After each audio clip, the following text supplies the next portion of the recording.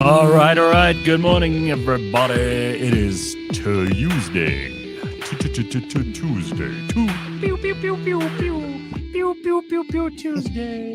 Bakh'abantu and I are here to look after you. Got some mystery guest joining us just now. And we'll find out who that is. And hopefully your day's off to a good start. I've noticed, I don't want to jump the gun here, but I've noticed it's getting a bit lighter. It is. A little bit earlier. It's getting a little bit warmer. Look at me wearing a t-shirt in my fatness glory. I'm wearing this. This is all I got on this morning, and I didn't even feel cold leaving the house. I do wonder though, because last night I was lying in bed and I was suddenly very hot, and I thought, oh god, I know what that means. It's some cold or something coming on. Yeah. You know, like you get like sweaty and.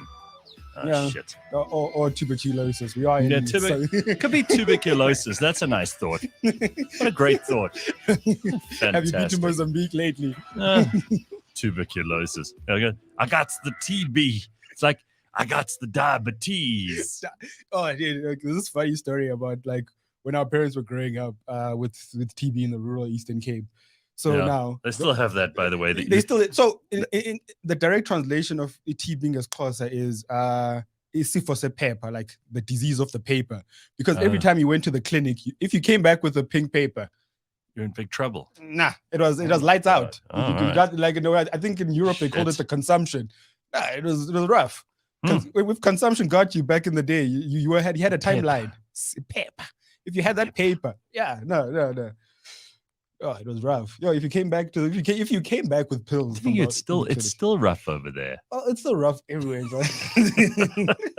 still rough in the Eastern Cape. Anybody who thinks otherwise hasn't been there for a while. Although, I did say I had dinner with my friend who lives in PE, and he told me that things are cheaper there. So if you can live there and you can afford to kind of have a moderately okay life, things cost a lot less. Yeah, but like if you like foolproof yourself off the grid, right? Because they don't have water, you get a tank, they have sunlight, so you get solar power. If you're it's basically what if you're a millionaire in Joburg, you're a billionaire in Gqeberha, basically. Yeah, right. But you have to live there. Yeah, you have to live there. Which to me makes it not so great. So, Sean, I'm very excited. Sean, congratulations. He has the power to watch live for once. You know? I saw they downgraded. Oh, knock at the door. I saw they downgraded us to level 1. Isn't that exciting? All right, bring in the guest, Ryan. Let's not bugger around. Let's then other than oh my God, it's Trevor Gumbi. Gums. Hey, my bro. Nice to see you. There's not enough excitement. What the fuck? What do you want? Just sit down. What is that top? That is the most. Are you trying to blind us first thing in the morning? No. We talked about the sun coming up, like it was coming up on this side, not this side, Gareth. Clearly, look at this. You are the sunshine of our mornings. No, by the way, it's surprising white people etiquettes. You don't come out in strong colors. It must be muted tones. Is there a guidebook for this? Yeah. Is there a surprising white people guidebook? There's a whole 17-page leaflet in the Randburger. Oh, where the Randburger. You get coupons for your first K-Way. Hang on, I just gotta while Ryan fucks around with that mic. Like Trevor, you're not supposed to tell the white people about this. This is like a secret. Do you guys have like a blacks meeting where you discuss this stuff? Every Sunday at 7 while you Trevor, stop talking. You're not allowed to. While they watch Carte Blanche. Yeah, while watching Carte Blanche. We know where they are. Right. So we can because when whites hear that fucking Ruderland, man, their ears are up. It's fucking Ruderland, man. But it isn't anymore. I don't think any of those people are left there. So it's like Bongani, I think. Is he still there? Bongani Bingwa. So. I know Claire Moisa's in. Claire Moisa's on. I haven't watched Carte Blanche in so long. In fact, I feel a bit bad because I think I embargoed them back in the early 2000s. I was like, I'm not watching this shit. Why? Because it was always the most depressing. Look, weekends ending is bad anyway, right? You hate Sundays. Who wants to? 8 o'clock movies coming up. But in your case, you went to boarding school, right? Even worse Sundays. So I didn't have that at least. But I remember I knew Monday morning was going to be work or varsity before that and or school before that. And you think, oh no, I don't want to end my Sunday. And then when that music starts, it just reinforces that stuff. Plus, it was never good news. Yeah. You never sat there on a Sunday going, cheer me up, carte blanche. I dare you, because you'd But bro, be so miserable. with age, are you feeling it that you are now attracted to things that make you feel that way? Oh, no. We talked about this last week. Well, Gareth and we talked about it, that we gravitate towards negative information. If you're going to be an orator, we spoke about it. Lessons. Carry on. Takes notes. Oh man, listen, for everybody who heard Bakh'abantu massacre the sport yesterday, he put on a very funny clip where he said he just launches into sport, and then he's got that guy from Orlando Pirates, the one who goes, Pirates.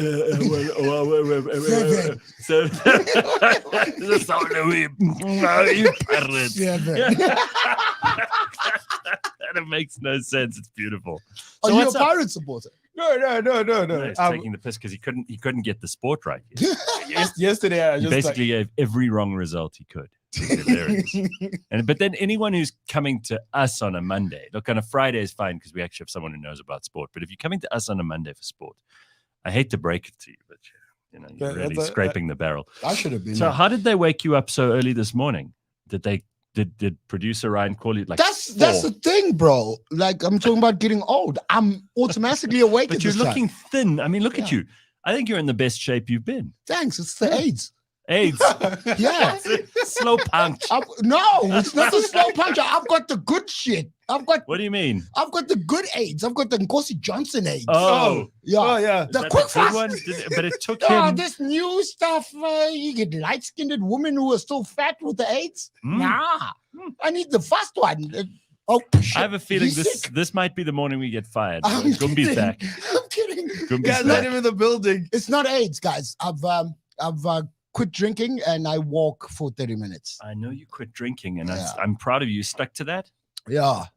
Do you really feel better, or do you miss it terribly? I wouldn't know what to do socially without drinking. I would be so bored. Yeah, I do think I miss it socially. I miss it to cope. Because now it's blunt, because I quit cold turkey. Now I have to feel, and feeling is not good. And then you look around. By the way, Trevor's turning a whole lot of alcoholics back to alcohol right now. As we speak. It's terrible out there on the other side. No, it's the hardest. It's one of the hardest things I've had to do in a very long while. I quit on the 7th of November, and my birthday is on the 23rd of November. So last year was the first birthday that I've ever experienced sober in 30 years. Not ever, 30 years. Because I've been drinking since I was 15. Yeah, nice. Yeah, so it's not nice. Come on, just stick with the conversation, bro. Yeah. And then don't upset the man. He's already pouring his heart out about how miserable he is that he can't drink. But part of the reason I am up early. Part of the reason I still drink is not necessarily because I need to escape something, or because I don't like my life, or I'm sad, or it makes me feel better. Any of that shit. It's more that in a situation where you aren't having as much fun, it makes other people more fun. Don't you think? Yeah. But you are coping with other people now. Probably. People watching. Yeah. But then I could just do without those people, and I wouldn't think about alcohol at all. Because I don't think about drinking during the week. I really don't. I don't think about it at all. If I'm sitting at home, I mean, I got booze at home. I've never sat there and thought, Yeah, but that's sad though. But it is. But what is that? Like when you stay with a bottle of booze alone, on your own, you're just like watching it's like perfect. reruns of Kumbule Kaya from the late 90s. The worst part is when you've been like on a 2-day bender and you find yourself watching the Disney Channel and you're like, no, Donald, don't do it, Mickey. Oh God, no. It's the worst because your kids look at you like, why are you so tender? Why the hell's your mug so little? Why is your mug so little? Oh, it's because it's an espresso, double espresso. He became a giant. Gareth smash. It's a tiny little cup. I was actually thinking, get the sentimental bullshit out the way. All right, just this morning that in my time of need, he didn't know, but Gareth said one of the kindest words to me when he launched his book. And I was there to get a copy. And after our on-air conversation, Gareth said, Trevor, you are way too hard on yourself. And I took those words and I left with them and I thought about, what the fuck's he talking about? Then, reading and thinking of you and the conversations we've had, you were basically saying you've made your mistakes. Just fucking tuck your skin and you've made them, own them, and carry on. You're not a bad person. And that honestly made me feel very good. And I was like, I'm friends with Gareth Cliff. So we are. I do think of you as a friend. And I also think if we can be serious for a minute, because we're definitely not going to stay serious this morning. That never happens when you're around. What I also think is like people who are too hard on themselves are almost always the ones who get shit done. Like the people who are too nice, and I'm sometimes too forgiving of myself, which is why maybe I haven't achieved all the things I think I should have achieved. But in your case, like, that idea of guilt and of shame that some people carry around with them all the time because of stuff that they haven't got right or that they don't feel good about or whatever, does nothing for anyone. It just hurts you. Yeah. And I mean, the fact that you could, because you had a lot of shit happen that was not your fault too. I mean, like, I remember the last time we had you in here and you were talking about that really disgusting break-in that you had and what that did to you and your family. I mean, I hate to bring it up again, but dude, like that, I think that got a lot of people right in the throat. So a lot of stuff happens. And in South Africa, you've got to be tough as hell. You just got to pick up your stuff and keep on moving. I see these people wait, because we start the show so ungodly early. I see these people at the taxi ranks and at the off ramps to the highway and everyone else getting out and running around in the pitch dark because there's no lights because Eskom, and they're running to work and they're going basically so they can pay for their transport back that day. And I'm like, people don't know what hardship is until you've seen that. There's people in America going, well, I only got $17,000 this week. You're like, you know what we could do with that? Well, sorry to offer, but what is happening in America? Oh, have you not been watching that? It's just such a mess. I've seen little videos of something like people are high off of something called fentanyl. Yes. What is that? Is that the war on drugs is back? Is it a recreational drug or is it something that's killing people? Is it like a poison that people are taking by mistake? No, it's meant to be a medication. It's an opiate, and it's a medication that people are taking to it's prescription to cope. It's almost like a antidepressant, anti-anxiety, Xanax. But like instead, like it just makes you drowsy and high. That's what it is. Nice. But all these people, everyone likes to sleep, and everyone likes being a zombie. The most amazing thing is America's always striving for like equality, right? So this is one drug that's like hitting everybody in America equally, like everyone, inner city, black people, country folk out in the middle of Mississippi. Everyone. But this is what happened. Like, if you believe in the conspiracy theory, this is big pharma. They pushed this stuff, right? Like they pushed it past regulation. This drug, apparently, if you get one, you're hooked. Yeah, I mean, so it's like every other drug. Opiates. I mean, you've never done that, right? No. You've done heroin, because that apparently is like the apparently, like it's the best. Apparently, people say it's the best. Best class I've ever had. Tried that stuff, you never go back. They gave you this at varsity? No, I know. So I was doing guys, you guys sound like a thingy, an NA meeting. It's like glory stories. It was so great. I love fictional. Yeah, Trevor thinks he's we're actually, this is an intervention. We're doing drugs. What did you? So like drugs of abuse, we're in chemistry, like it was like biochem, so they're doing drugs of abuse, it's getting broken down, and we get to heroin, and then they give like the proper name for it, and they like, so the description the scientists gave was, okay, so the first time you get high, you see butterflies, you see rainbows, you see the other universe, and then after that, it's just dragons. The butterflies become dragons and it's chasing you. So now the trick is, now the reason why people go back is because that feeling was so good, so unattainable, that you always go back looking for that first high. Yeah. And you never get it and again. you never get it again. So and it just keeps getting That's worse. what the song Hotel California worse. is actually about. Yeah. Really? Yeah. Chasing the Dragon. Chasing the dragon. That's what they call heroin.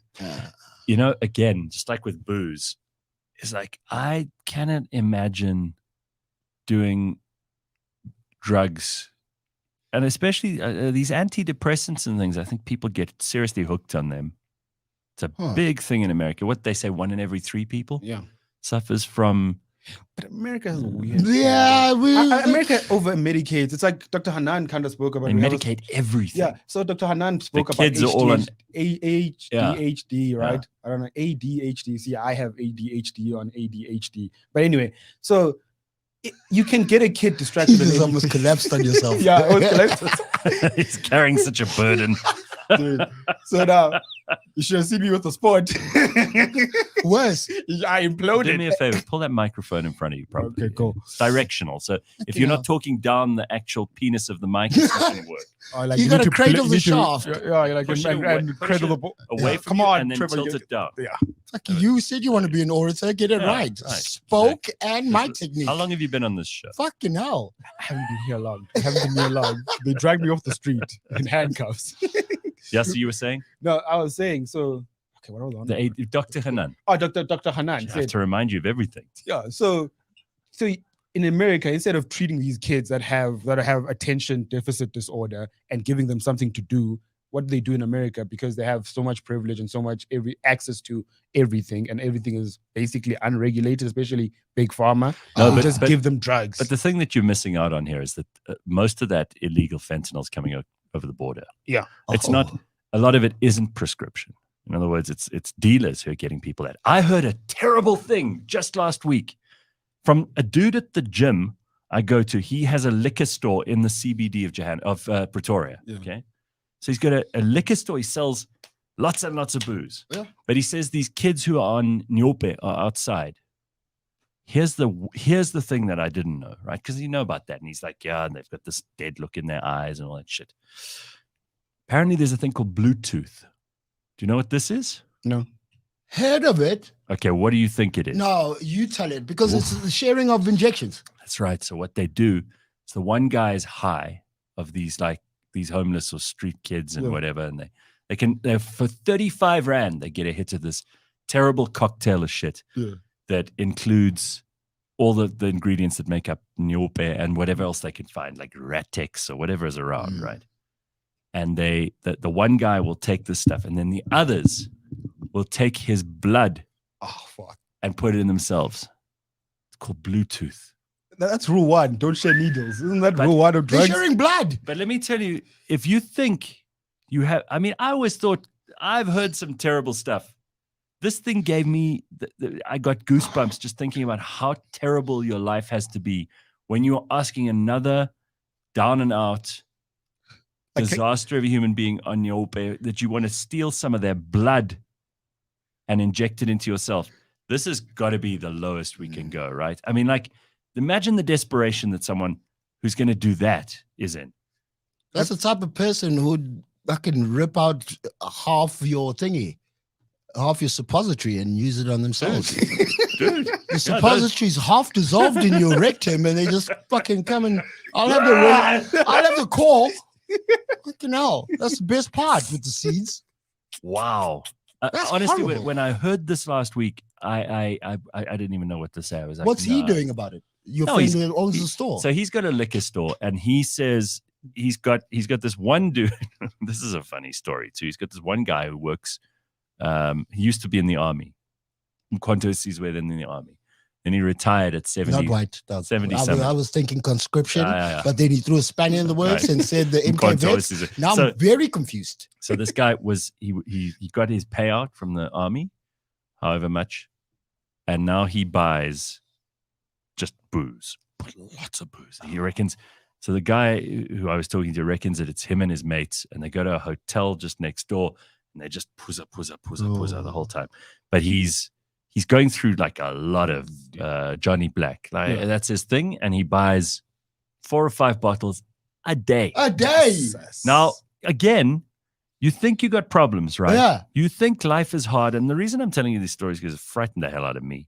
But never feel so sorry for yourself that you forget how bad it could be and how bad some people are. I mean, listen, so whatever he got paid out as his pension from the army, he better not last longer than another 5 years because it's going to run out at this rate. Yeah. And maybe that's his plan. Yeah, like as long as the money doesn't run out before his life runs out. Like his life needs to run out before the money because otherwise it becomes worse. How depressing is that? So there we go, everybody. You having a rough start to your day today? You're like, I hate my job. I don't want to go and sit in traffic. My wife's being a bitch. Whatever it is, just remember you're lucky compared to those kids doing Bluetooth out on those streets, those mean streets. Can I have some of your blood? Yeah. How bad do you have to be for that to be your goal for the day? Eh? Like I know Gareth's high, so like if I just get some of his blood. So here crazy. It is. Listen, Arbot knows this. He says the first person pulls blood into the syringe to make it more in the syringe. They share the dope with the blood. Oh, okay. You see, I got it wrong. I didn't even know how to do that. So they're cutting it with blood. Blood, yeah. Huh, that's savvy. Tell you what. That's innovation, actually. I would not have ingested so much Vim in my life had I known about fucking type O. Vim? Yeah, like it's basically sponging the drug. Like, oh, okay, cool. Yeah. It never gets as bad as you. I mean, well, someone just said, is that what you did before the sport yesterday?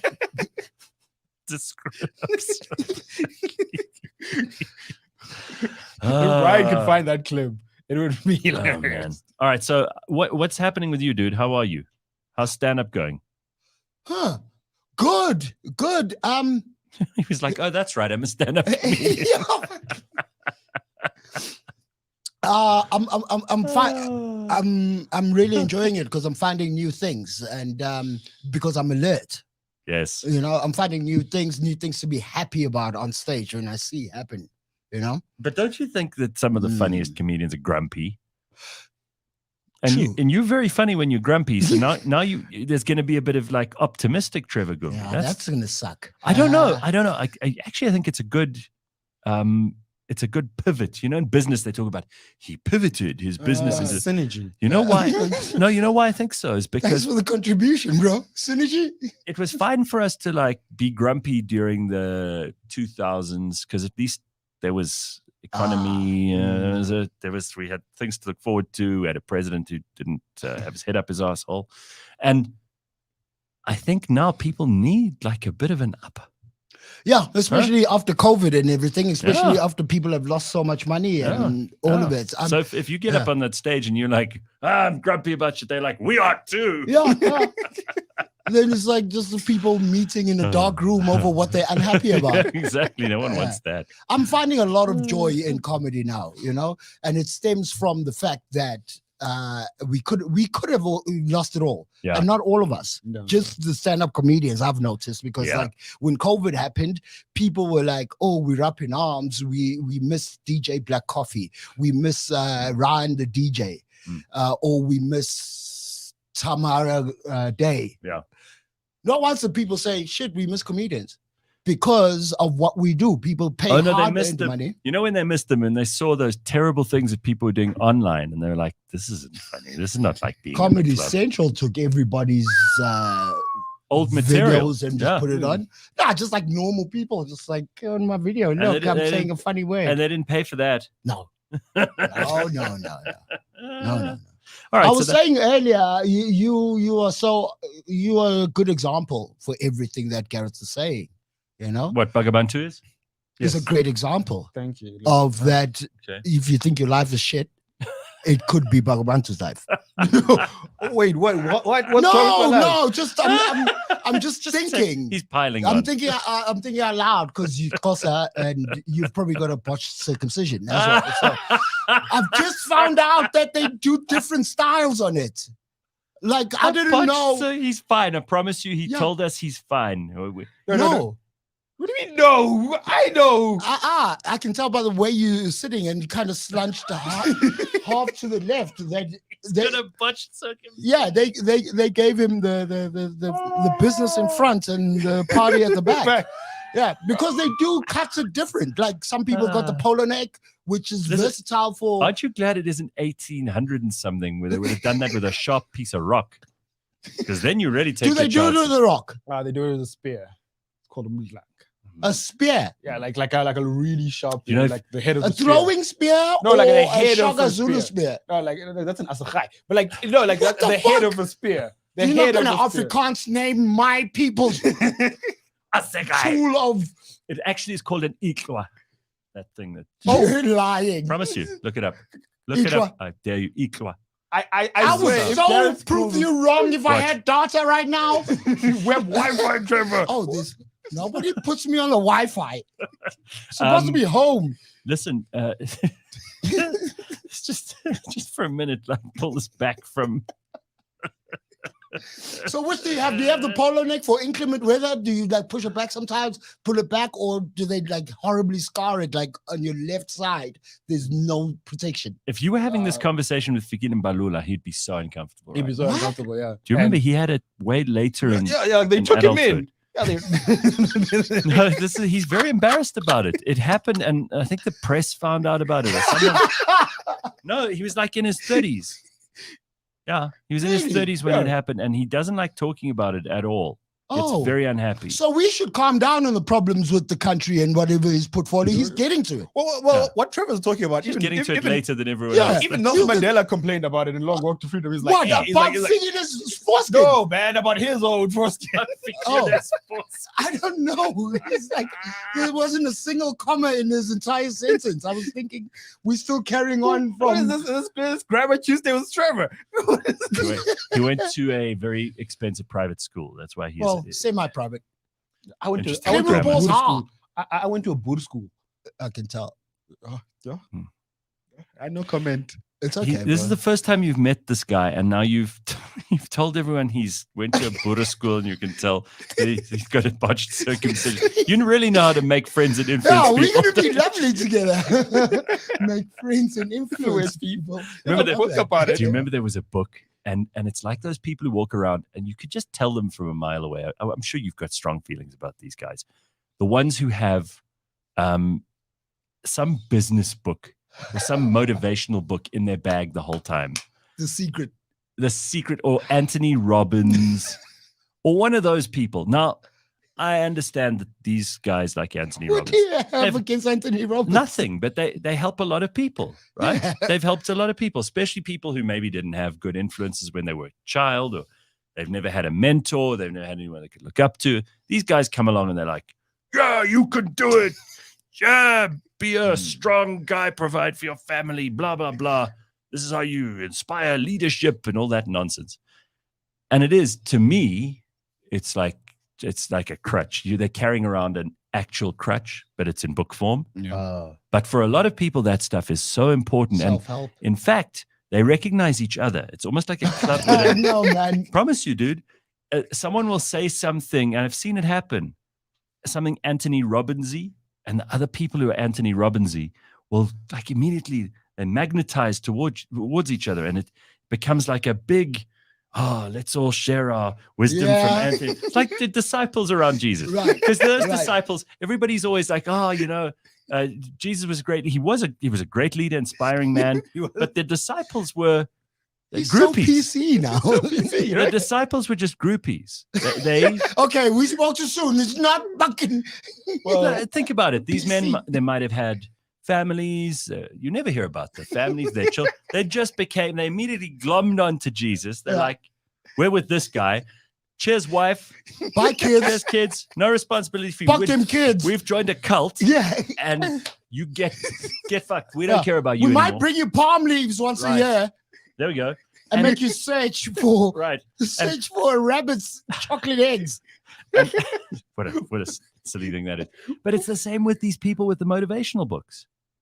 Is that they're really into that stuff, and it's their lifeblood. They care about it so much, they will leave everything behind. And listen, some of them have gone on to be tremendously successful. 5 So a.m. club. I'm not getting. I'm actually reading that Ferriss. now. Tim Ferriss is another one, right? And I'm you get reading these it. people who like every day, I gotta get my fix of Tim Ferriss, and they're on there and they listen to him, and he's like, well, you gotta run up a hill, and you gotta fuck a bear. You gotta drink some petrol. And he goes, that's you got to start your day with meaning and purpose. And listen, I get it. Like a lot of it is good advice, but some of it's just, it's so cliched and obvious to some people. Yeah, I don't know why and that's exactly why the self-help and motivational speaker the face of that business is changing to people like the guy who was arrested in Istanbul. Andrew Tate. Oh yeah. He was Bulgaria. Romania, because that's his capital, Romania. Now people, instead of listening to Robin Sharma or fucking L. Ron Hubbard, they are looking for him. Fuck yeah, man! If you want to meet other outliers like him, just comment on the vegetables feelings that you're having in your sandwich. If the tomato gets hurt, fucking L. Ron Hubbard fan. Have you ever met like a very serious Scientologist devotee? That was my first rehab. I went to Scientology rehab in how was in that? Midrand. Okay, spill the beans. It was called Narcanon. It was god awful. I've got a crippling. Did they put machines on you? Did they shock you with machines? No. Oh, okay. No. I didn't. You mean Xenu? Like it's a Xenu. There wasn't any load shedding or anything. They didn't give me the good stuff. I'm asking because we've got the medical team on standby outside. Get how paranoid he gets. Yeah, no. My first thing is like I've got a crippling fear of rats, and it was in the bush. Yes. Gondwans. Yeah. Oh. Gondwans. Oh. Stop. Don't go to Alex. I know, right? As big as cats. Larger. They eat babies. And blow on them, apparently. They bite and blow, so you don't wake up. Yeah. Like they can eat your entire foot because the theory is like I don't believe it because what is this sorcery? What are you talking about? Try blow without using your ample lips. Do it. No, like they go without like using. They go like bite and then you go and then they lull you back. Blow without using those pussy smackers. No, you're using them right now. Yes. So without did you learn comedy from the Avia beer? Why? What happened? The amount of anti-pasa racism coming out of you this morning. I'm sorry, bro. I'm so sorry. Such violence so early. Sorry. Such violence. I have a king, right? My king. Well, I'll call my king on you. Hold up. That dreadlock motherfucker. Listen. I'll call my king on you. Imagine. He's probably Bluetoothing someone, right? He and the mayor of Joburg. You guys are awful. Oh, we've made a lot of enemies in the first half hour of this show. Oh, now we can't go to the Eastern Cape and walk on those soggy mountains. You were telling us you got this fear of rats, but you were in rehab. So how did that go down? Did they put you in a room with rats? Well, the rats were everywhere, and that's how rats do. I don't like rats because they can get in anywhere, and I don't like how they move. They move independently of their bodies. You know what I mean? Yes. Shit. Their legs are not ever in the same position. Like, I can hop. That was a hop. Rats can't hop because their feet must move independently of one. That's 4 motherfucking feet. All doing their own thing. Their own thing. They've each got their and own a brain. leathery tail. And a leather. I don't like the leathery tail. Yes. Yeah. And they can collapse their everything and fit under little cracks in your door. Collapse everything. And then put their bodies on again afterwards. This is fear. I can see it in your eyes. Dude. This is pure fear. Fucking hell, they're like predators. You remember the movie Predator? They're shape-shifting. Anyway, my roommate killed one. In the room, he just grabbed it by the tail and smashed it on a wall and it died. And I was still freaked out because I had spent the day on jacuzzi duty.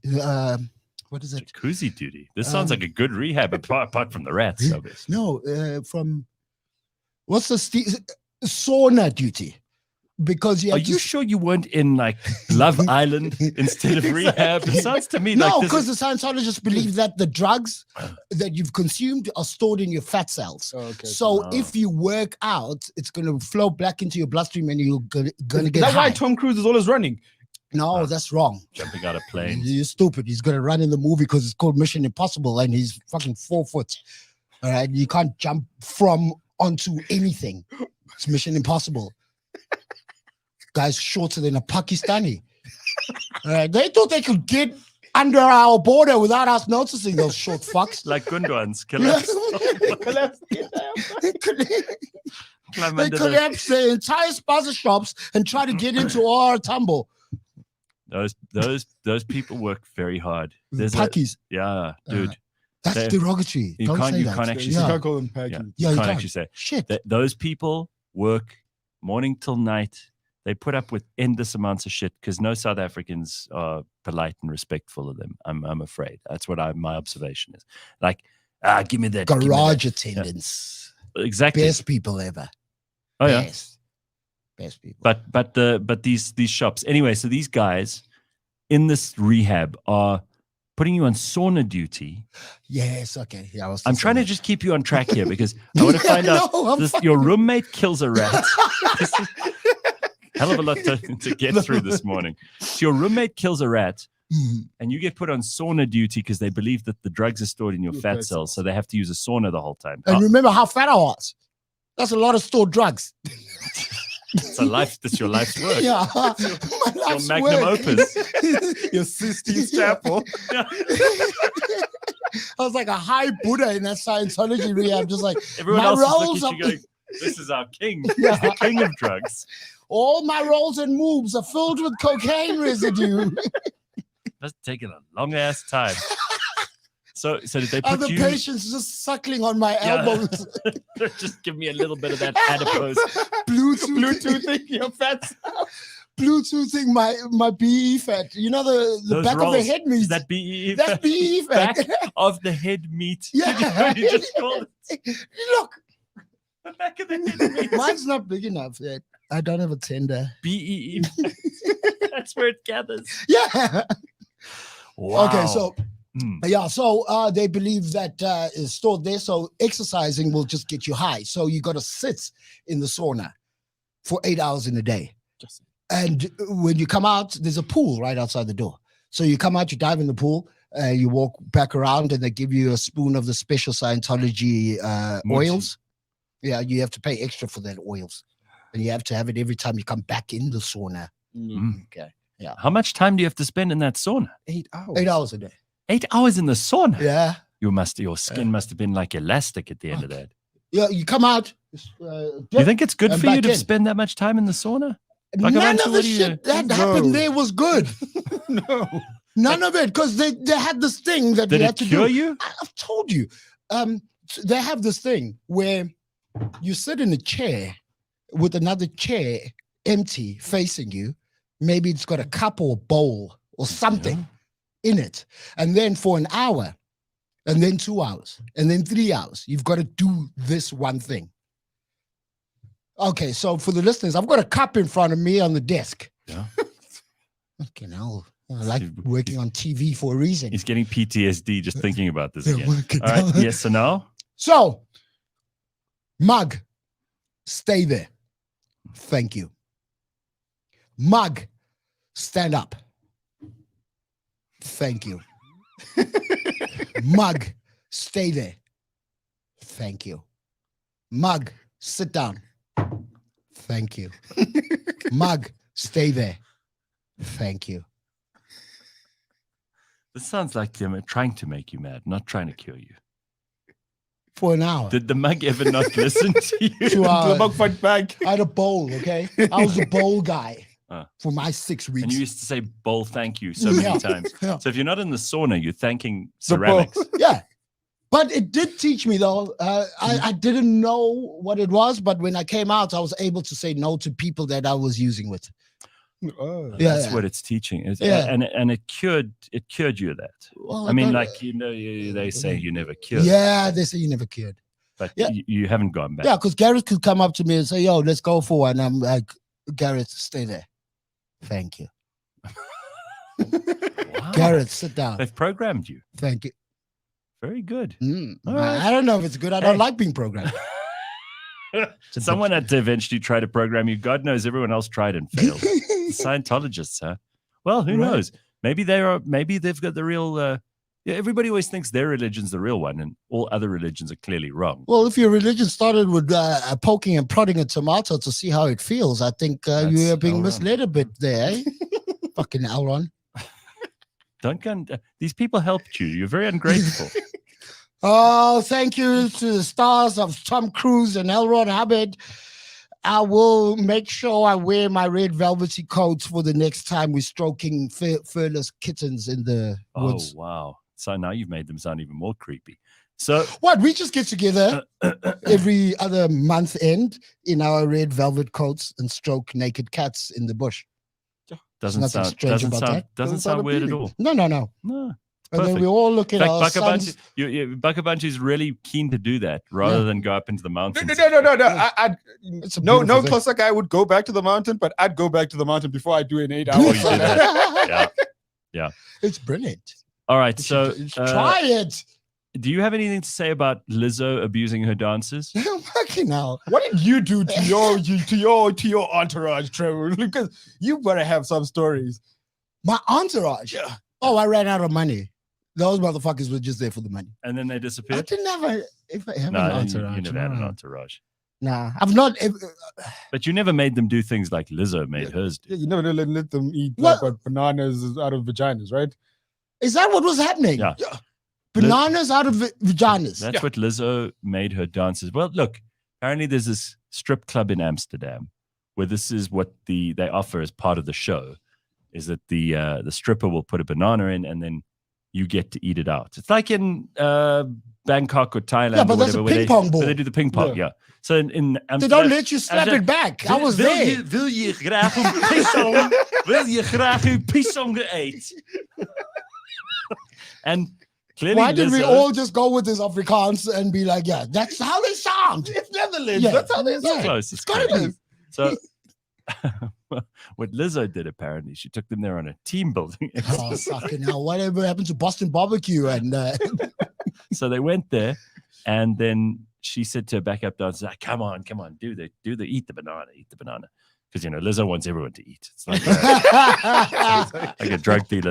A drug taker. Everyone must join them. So they feel so alone. Lizzo should learn the thank you. Yes, Lizzo. Put down the banana. Thank you, banana. If Lizzo had just learned to put down the fork and the spoon, life would have been very different for all of us. Tell you what. Anyway, I think her problem is not with the forks and spoons. It's the lack of needing to use a fork and spoon as she shovels it all down. Yeah. That's the problem. Yeah. Shovels. Yeah. She needs a violent intervention. Somebody stab the gravy out of her. I'm sure she's got KFC gravy running through her thick ass veins. Think about that before you. And Trevor can say this stuff because he used to be fat. He can say this stuff. That's true. Yeah, you could get away with it. That is true. Come on, own it. That is true. But I wouldn't expect that of Lizzo. Man. And now the backlash is about her and body positivity. Yeah. So is it not about body? Because it's about everything. The story, about being nice and everything about it, right? What's it? Her dancers are saying Lizzo abused them by making them watch the Dutch oven banana making and. You have a name for it, Dutch oven banana making. Well, he knows his stuff. I didn't name it. Everybody. So look. what it turns out, I think what the story is, and it sounds to me like a lot of these backup dancers just had build-up of anger and maybe jealousy. Because I watched the interview with the dancers, it was really terrible. Like there's a lot of, I feel like she made me uncomfortable. Yeah, she made me uncomfortable. Yeah, I love that. Meanwhile, you're obviously uncomfortable around Lizzo. There's no space in the minibus. Sit on the edge of your seat. You have to, because there's no other space. Also, remember, these are thickers. Also, they also but these are backup dancers and backup singers. They're a dime a dozen. You could find new ones, and I think they were bitter and resentful. And I can't believe I'm standing up for Lizzo here, because really, I said some mean things about her, but I don't think that Lizzo is some kind of mean, abusive person. I think these are just disgruntled ex-employees who feel like this is their chance to get back at her. And how did they hurt her the most? By going after some of the things she said she stood for, like we don't abuse, stand up for women's rights, stand up for body positivity, and whatever. So they've gone out where it hurts. Right? Yeah, they are. I think that's what this is. Because they're even going down the bullying route and whatnot. Because it was coercion, but now they're making it about bullying and whatnot. Have you ever been to a strip club? There's a fair amount of coercion. Come on, go for the lap dance. Come on. Exactly. Yeah, and you have to stand the up. black dots. The lap dance. Oh, I thought you said the black dots. It reminded me of my time growing up in puberty, like school magazines. No, I always thought white people had stars for nipples. On their nipples. Fucking with a coin, eh? Yeah. Those were dark days. Terrible apartheid. Terrible apartheid. Eh? But they used to cover up. And I didn't even know. I've got like fucking 18 blonde women hidden under my bed. A crime against the country at that point. I know, and all of them covered up like that. Well, it is time now. Some of them scarred from my 5 rand coins. Trevor, we actually run a show here. I know we do. We are. It's not stream of consciousness until Trevor Gumbi pops by. But there we go. So it is time to check in on Africanalysis with JJ Cornish. This is where we catch up on all the things that are happening around Africa, and he tells us about places like Niger and Ethiopia and all the rest of it. And he's on the line and he's ready to give us all the details. JJ Cornish, good morning. Bonjour to you. And I could have been a cult figure myself, but I think I failed the Gareth Cliff test, and I don't know, JJ. I know some people who would follow you if you were a cult leader. I'm telling you. It is brought to you this morning by the Johannesburg Business School. Let's see what's happening in the continent of Africa, and there's plenty of news to catch up on. So let's go to Niger, because there's apparently a junta. You know what a junta is in Niger? A hunter? No, not quite. JJ, a junta is a military dictatorship, right? Generals ruling the country. Indeed. Once they overthrow the government, they become a junta takes over. And in this case, it's Abdul Rahman Tchini, who was the presidential guard leader.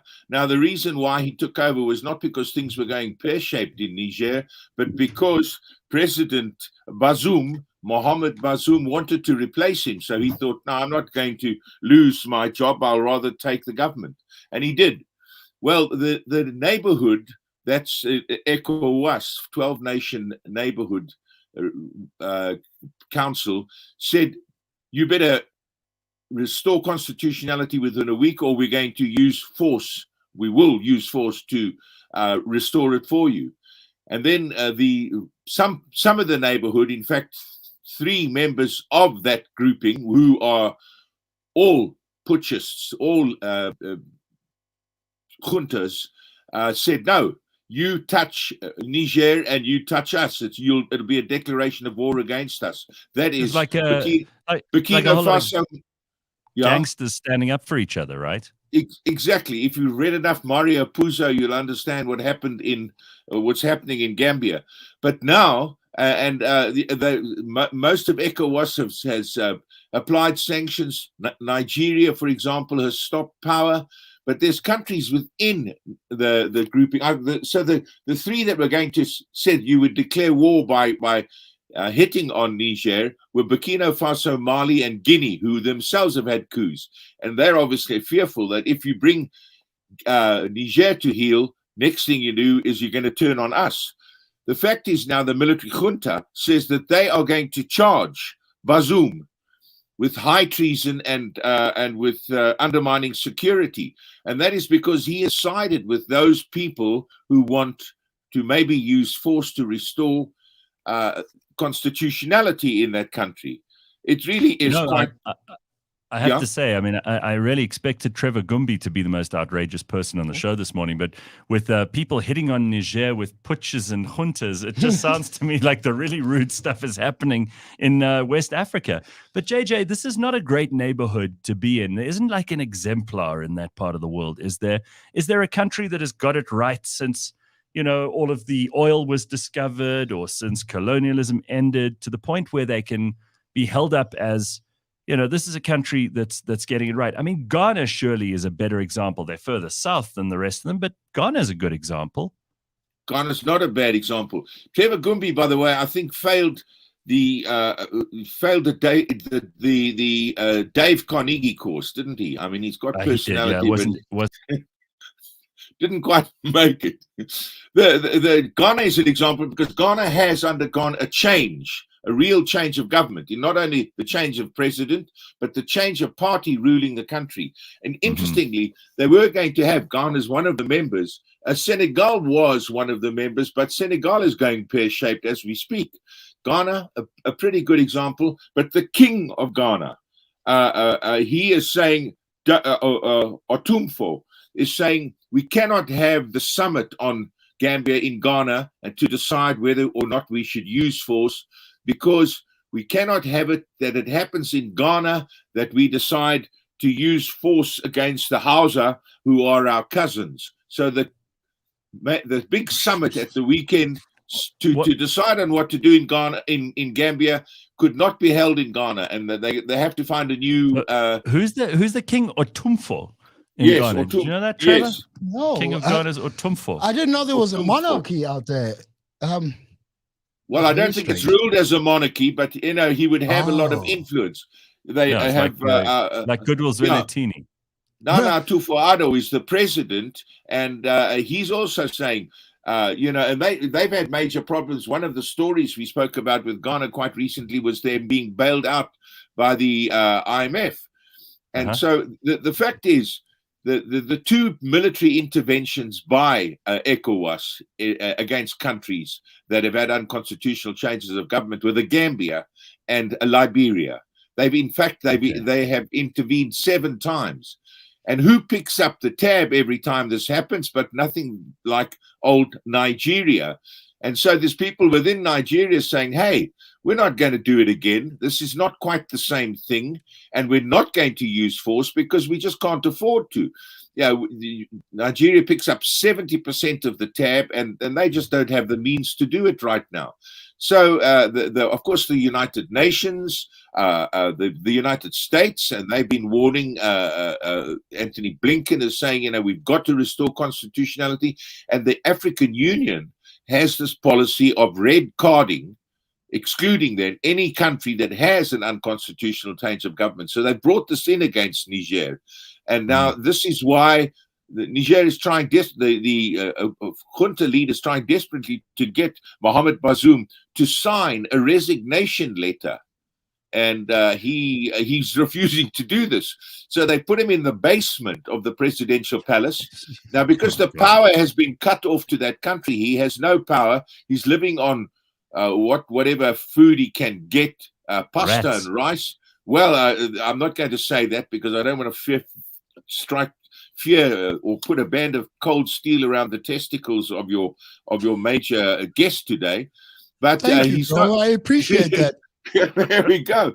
There we go. I've got rats in my garden at the moment. I wondered if you'd like to pop by for a visit. but anyway, so there we have it. And he's losing weight, but his doctor says he's in good spirits. His family say, no, he's not. He's losing weight, absolutely.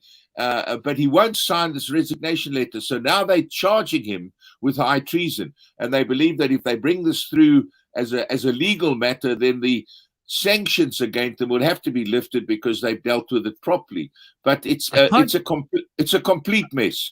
I just can't believe that they've got the former president of Niger is in the basement with nothing to eat and no power. I mean, let this be a warning, right, to politicians who think that they've got everything going their way at the moment. It's obviously not what we want. Ideally, you want democracy. You want the people to have a voice. All of that stuff is hugely important. And, these military juntas, they rule by absolute fear and by military decree. And it's not a very pleasant way to go. But it's kind of bizarre that you have people who've been like Obiang Nguema, who's been in charge in, Equatorial Guinea, JJ, for hundreds of years. And then you've got a guy in Niger, who's locked in his basement with nothing to eat. He was the first president to be properly elected. But not only that, he thought, well, I'll get on side with the cool guys. And he, for example, they have US drone bases in Niger to operate against the. See, what they have is the jihadis in the whole of the Sahel, and the people who've gone to the streets to support the junta are saying these are the only people who can fight against, help against the jihadis. But jihadi activity in Niger has increased since the coup, because the coup leaders are so busy bedding down they're trying to bed down their rule. But France being kicked out of Mali and Burkina Faso and places, where did they retreat to or take their soldiers to? Niger, and they're still there. And now the people are apparently the tailors in Niger are doing very well, making Russian flags so the demonstrators can carry these flags to say, kick the French troops out. And somebody asked the French government, are you going to take your troops out? And they said, well, no, we're not planning to do that immediately. Well, so the Western powers are saying, you know, Mohammed Bazoum was good because we had our military establishments there. But now what are the coup leaders going to do? We hear that they've spoken to the Wagner mercenaries, in other words, the Russian mercenaries. But we don't know. When I say pear-shaped, I mean really pear-shaped. Eh? It's amazing. You know, you learn that adage in political science that power abhors a vacuum. That as soon as there's a vacuum, that everything just falls apart. Now, with the French moving out of Mali, and these are unforeseen consequences of the movement of military groups. It also shows you how you've got to keep the military on side, right, JJ? Yeah. If you don't, as president, have a handle on the military, they could always be your biggest enemy. It might not be opposition parties. It might be the military. Yeah. But there's always. Sorry, carry on.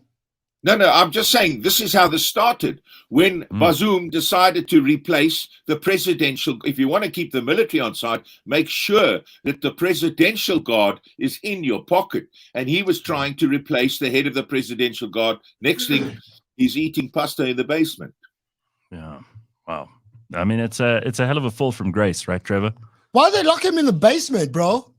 No. Are there no prisons in Niger? No, he's still in the palace. They can't put him with the rest of the prisoners. Yes, they can. And then an hour later say, go home. We're releasing 9,000 others. You don't know how it works in Niger. We're going to put you on. JJ, how easy is it to get to Niger? Have you been there before?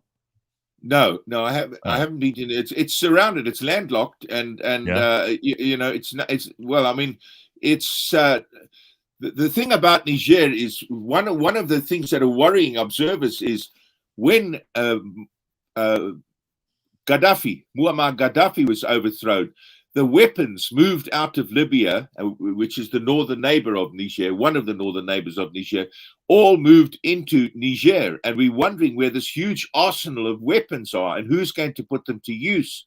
Do the military have control of them now? Have they been moved on or sold? So, you know, that's yet another of the question marks over what's happening in Niger. All right, we've taken a huge amount of time up with Niger, but I do want you to quickly talk about what's going on in Ethiopia and also just refer to the AU as the 21st member of the G20. I mean, that sounds like patronizing if ever I've heard it. Hey, we're a group of 20 nations, but we'll give the AU, the whole of Africa, one seat. Well, South Africa's effectively got a seat, or was an observer there. You know, this is an indication of how the whole multilateral makeup of the world is changing. The G20 used to be a meeting of finance ministers and bankers. Bankers are, you know, the chief bankers, all right? Then suddenly George Bush brought in all the leaders for one of the meetings. And then Gordon Brown in Britain, the year later, he did it. And then Barack Obama decided to do it too. So G20 changed. Once upon a time, it was the G7, and when Russia was a member of the G8, that decided on these important things. That's why they had we've got a UN. I mean, this sounds like a substitute UN for just, you know, the ones that we don't, the minnow. Exactly. You put your finger on it. The members of the UN said, hang on, what do we have these 20 countries deciding on the bigger decisions? That's the big decisions we should be taking. And that is why, for example, the BRICS became so important, because BRICS is taking decisions. The G20 represents 85% of the global GDP and 66% of the world's population. BRICS, given the numbers, Brazil, India, China, South Africa, and Russia, of course, they they take up almost the same number in percentage-wise. So a lot of countries are saying, well, they're the third world multilateral forum. We should become members. So the summit of BRICS next week is going to be talking about expanding BRICS to take in a lot of numbers. Saudi Arabia wants to join. Even countries like France, or say Iran wants to get in. So essentially, for the G20 to come along now and say to the AU, or to Africa, well, you could become part of the G20. It's a bit late in the day, because I think the Africans are going to say, well, hang on, we're part of BRICS, which is giving the G20 a real run. We're part of all of this. All this is doing is creating things for presidents to do. Like they're flying from meeting to meeting to meeting, and we're not sure which one of these actually achieves anything. I mean, shouldn't we just focus all our attention on one of them and get that one right? Yeah, because it's like they're flying from all over the world to protest against emissions. Yeah. Exactly. I mean, JJ, which one do you think we should be most interested in here? The G20, BRICS, or the UN? If you had to choose. Of course, I would say the UN, but then, we've seen the holes in the UN. You saw how, for example, years ago at the United Nations, how Britain and France protected us, the apartheid South Africa, against the onslaught of the Russians and the Chinese with their use of the veto. You see how the UN, as much use as a one-legged man at an ass-kicking party in terms of the Ukraine war. What can they do? Russia with a veto can say, no, we're not doing that. So, but I'm an inveterate multilateralist, and I'm saying that the United Nations should be doing this, and it was set up to do this, but it isn't.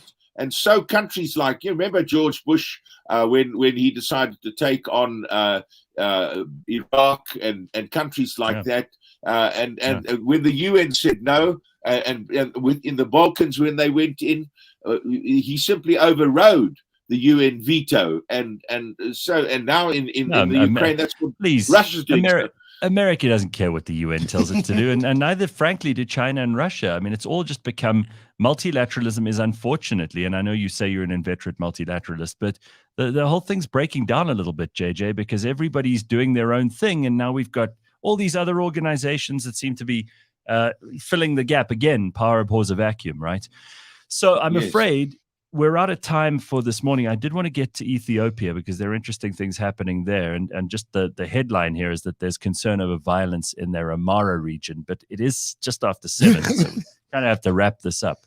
They shouldn't have fed those Ethiopians, man. Oh, Trevor. There was no fighting in the streets when they were hungry. Trevor. Listen, JJ, I'm going to let you go before Trevor upsets everybody. Thank you so much. JJ Cornish and Africanalysis this morning, brought to you by the Johannesburg Business School. Trevor's comments are not included as part of Africanalysis. I just want everyone to know. All I'm saying is the UN should really stop dropping stuff from planes. A bag of rice hit my Jaguar. Not the car. I got a pit Jaguar. Bag of rice from a UN aeroplane hit my Jaguar on the snout. All right, JJ. Cheers. We'll see you next week, JJ. Thank you. I'm sure I'll be able to talk about Ethiopia next time because it ain't going to get better.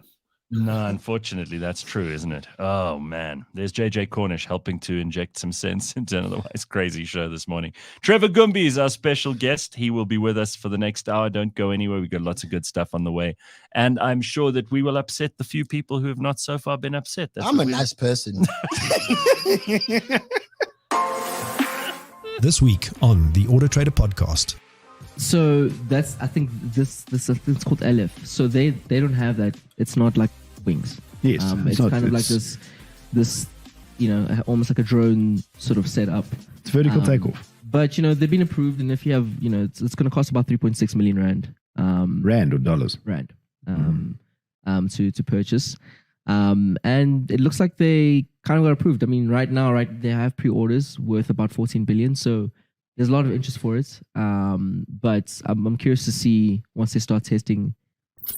Catch us every Monday at 9 a.m. on YouTube and on autotrader.co.za.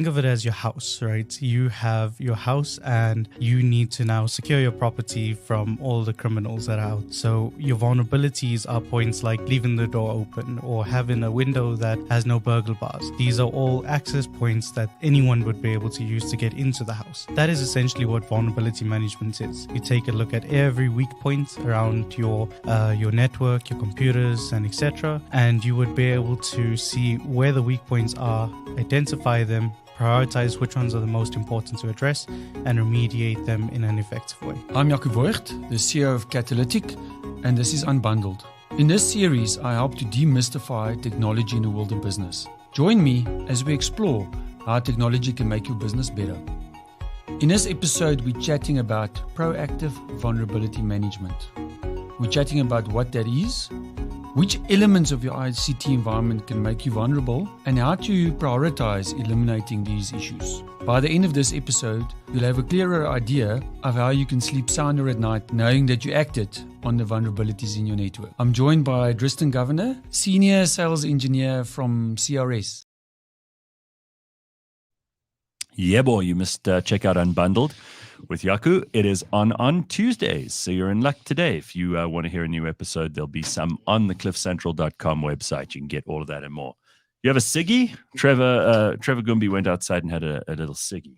Yeah, I did. It was fun until I noticed the building next door. It looks like the official residence of daytime prostitutes and Bitcoin scammers. It's a big building, that, huh? Yeah. It blocks our sun. It's that big. We don't get any morning sun until you get the sun eventually manages to make it over that building at like 10 o'clock. Until then, we may as well be in midday. In the dark. It's terrible. But it's a huge, big building. He's talking about this building here that is opposite where we are. And listen, there's a lot of transactions happening there for sure. But don't you think our garden looks like a Colombian drug lord's garden? It does. Right? It does. It does. Yeah, it really does. Yeah.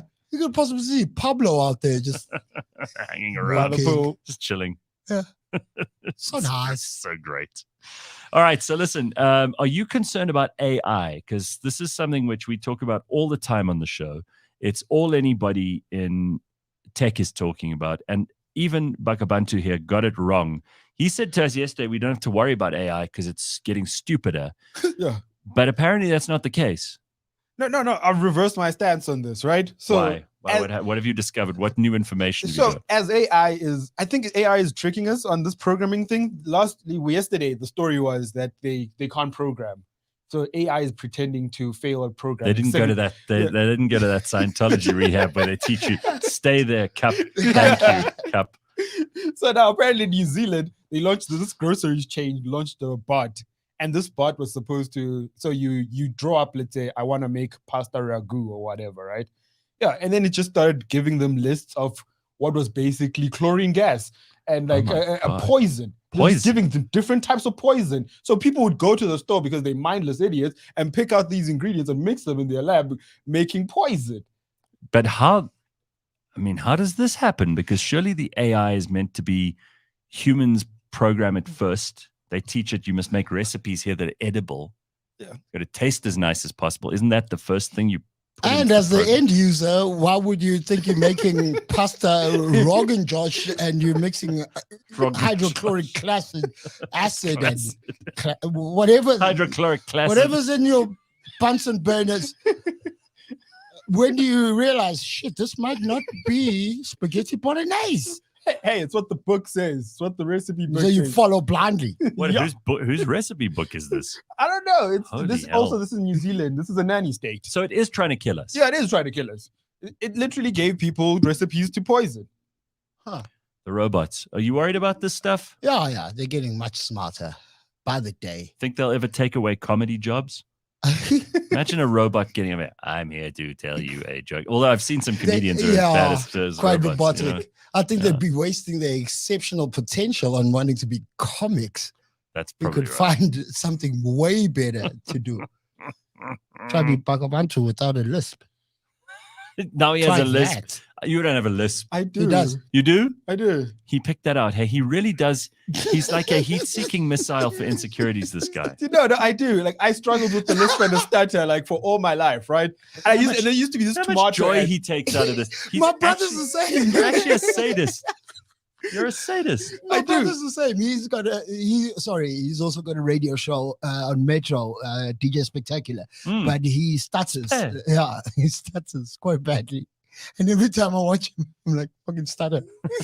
Yeah, and then you And do then he it. doesn't. Yeah.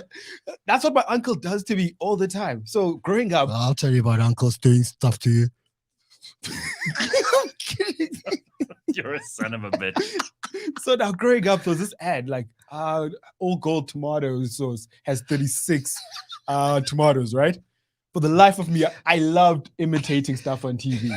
But for the life of me, when this ad, but it took me so long to realize that my family was making fun of me. So they'd call me in. They'd be like, "Oh, here's your ad, come do it." And I'd be like, how old were you when this scarred you for life? This is like what? I think I'm like six, 7. They come in, like, come do your ad. And then I'm like, Oh, 36. shame, man. So you heard that joke about Thor, right? You know, the god of thunder? He walks into a room and there's this beautiful mortal woman there. And she goes, "Oh, you're so sexy. Who are you?" He goes, "I'm Thor." And then he makes sex happen with her. He makes love to her. He makes love with her. Afterwards, he goes, "I'm Thor." And he lifts his hammer and she goes, "You're Thor. You must see how my leg hurts after that." So there's a nice list. There's a nice list joke for you. That's fine.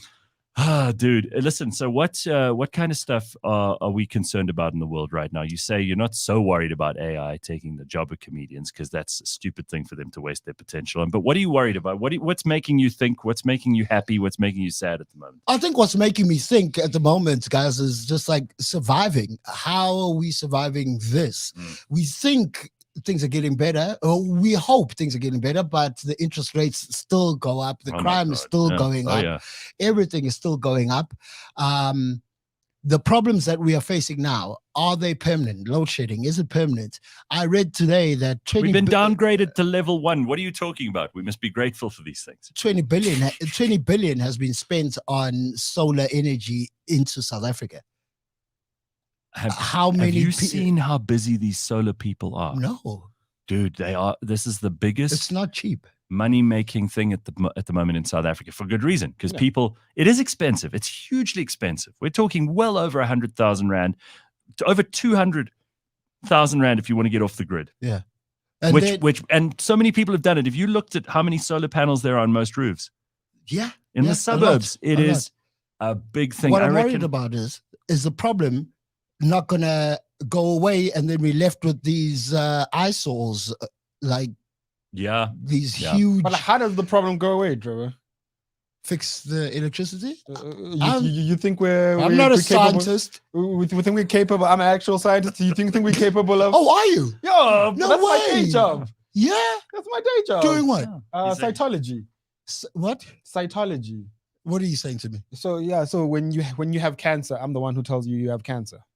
Oh, you're a bearer of bad news. Yes, that's what you do. Well, he doesn't tell you himself, but he gives the results and then someone else tells. Oh, you give it to somebody in a coat and a sickle. Yeah. Sickle. The Grim Reaper. I got this. Hi. Hello.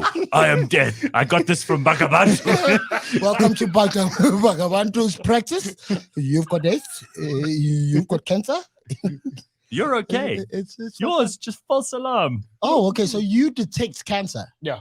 Are you? Okay, no, I'm not detecting cancer. I'm not walking around he like. Spends his whole day after he leaves here. He goes and sits at a microscope, and he looks at slides from biopsies from samples, tissue samples of people who are worried that they might have some kind of malignant tumor or whatever, and he can tell if you have spot that. them. Yeah. Can you remove use all them? kinds of dyes and No. right? I'm not there. Yeah. I'm not at the removing stage. No, he just identifies it. Yeah. How far is the technology from? Honestly, how far is the technology from curing cancer? Well, there's research. Yeah, it's been going on for 50 years. But like, wait, there's more money in. Okay, no, I can't say this. Like, there's more money in like, treatments than in curing. Yes. No, but also you must remember Yeah. cancer is an individual thing. Yeah. Because it's your own body turning on you. Yeah. Yeah, it's your own body, it's your own cells mutating. So you have different DNA to everyone else. So if you have a certain kind of cancer, you have, first of all, could be pancreatic or skin or breast or testicular cancer or whatever. Those are all different. And you can correct me where I'm wrong here because I'm not the expert. But then you also have, it's your DNA, it's your mutant cells that are forming a tumor. Yeah. And that's a Trevor thing. It's they have to figure out it's your fault, every Trevor. time anew how to cure that. So like the research that's currently like very inspiring, right? It's this research called gene therapy and gene modification, where you can identify the gene that mutates into cancer. So we just remove it and replace it with a good one. So there's even been trials where people with autoimmune diseases have been cured, like from sickle cell disease, where you find what causes sickle cell and then you just remove it and just put in what is sickle cell? Sickle anemia. Cell. It's anemia. So it's a blood disease. Yeah. Why does it affect so many Black American athletes? Yeah, because there's this region in Africa where we started having this mutation, and then slavery happened. Then they all ended up in America, right? Oh, good. Yeah. So, well, it's not our problem. They exported the problem. Yeah. Yay, slavery. Slavery gets shit done. I can't comment. So I know someone who had that saying on a T-shirt with a picture of the pyramids. That's where I saw it. Might have been your? I think it was your T-shirt. No, I didn't own it. Slavery gets things done. That's beautiful. The pyramids are beautiful. They're still there. Right. They're going to cancel you. Watch out. Today is going to be the day because we've never said that on the show before. Well, I never said it. Well, don't blame me. All right. Well, I think we were on a very good lesson here with with the gene therapy. Yeah, with the gene therapy. So Mr. like Hyde. Yeah, so like, okay, well, the fear mongers say it will lead to like what custom babies and whatnot. So if you want to have a baby and you want him to look with blue eyes and blonde hair, a sign of incest. Excuse me. There's nothing wrong with me. You thought you had a speech impediment. What are you talking about? Blue eyes and blonde hair is not a sign of inbreeding. How dare you? And that, ladies and gentlemen, is the best candidate for the Aryan race. Oh, fucking hell. In just those 4 seconds, you displayed all major signs of retardation. All of them. I'm going to get cancelled after this. So, all right, go back to your gene therapy. This is actually very interesting. So exactly. So like Gareth said, so we can find specific genes in your system and then we can replace them with good genes, right? Oh, nice. Yeah, so this is where the technology like is. an appendix. No, man. No, the genes. Genes. So like for example, the gene that controls anemia. Yeah. You can actually go into someone's cells. You can inject. Well, first of all, there's a technology called CRISPR. Yeah, CRISPR. Right, which is fantastic. What they do is they're able to cut and paste. Yeah. Literal parts of your chromosomes in and out. Exactly. Why don't they do that for everybody then? So to make sure that nobody has any form of cancer, when they're born, why don't they copy and paste all the bad shit out?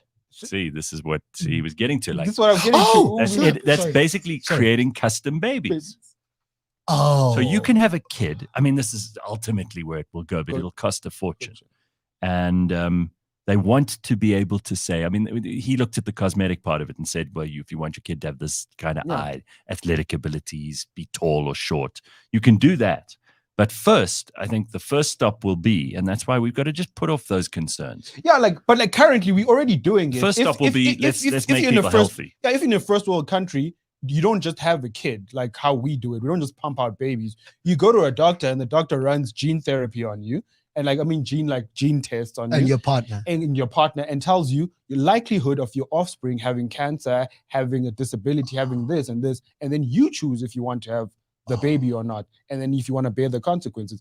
And then once the embryo is formed, again, they run the test. And then they tell you, this kid will be born with Down syndrome. Do you want to abort the embryo? But then it's a big thing, ethically speaking. Yeah, so there's moral and ethical questions. How is that a moral and ethical No, question if I because- don't want a certain... Well, how do you have the what if that child, and there's plenty of healthy and happy and well-adjusted Down syndrome people Yeah. who've grown up and lived well into their 30s and 40s even.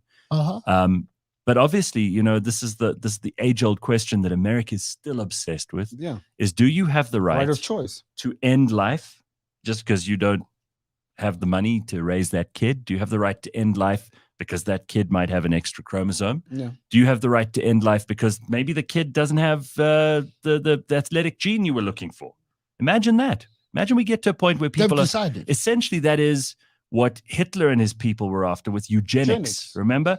They're like, we are going to make the perfect race. So we are going to get rid of everything that's wrong. Fuck, eugenics is not that 80s punk band. No, it's not. That's the Eurythmics. Eurythmics! Fuck! Sorry, did you see my eyes glaze over But there? do you see how, like, once you go down this path, there are so many questions, dark questions that need answering, that it's not so simple. I do think, though, Bakh'abantu, and correct me if I'm wrong on this too, if we can eliminate things like anemia or some of the forms of cancer or some of the genetic diseases that we know where those markers are in the genes, surely that would be a good thing. Yeah. And we can talk about the ethics of these designer babies later on. We can get there when we get That's my stance. Like, let technology and let improvement through forward. Let's go forward. Let's all head forward, and then we'll answer the questions later. We'll deal with the consequences. Okay, but we can say now that sounds like a better option because we've not had options up until now. Yeah. You know what I mean? Like, I wouldn't want my kids to have diabetes or anything else. But now, currently, the medicine currently can tell you if you and your partner will likely to produce a diabetic. Then baby. I'm not going to have a baby. That's my right. That's your right. How is that a bad thing? No, it's How not. am I It's infringing on it's your anybody's- choice. But I do think, like, there are a lot of people who only decide that once they've already made the baby. But And that's then- why America's, most of the states in America have outlawed abortion. Yeah. That's half and half. What? But yeah. So there's some states where they have a partial ban. Oh. Some states where you could abort your 85-year-old granddad if you like, because they have no rules. There are What about handsy uncles? handsy uncles. Now that is a thing we could get rid His of. kisses smells of whiskey.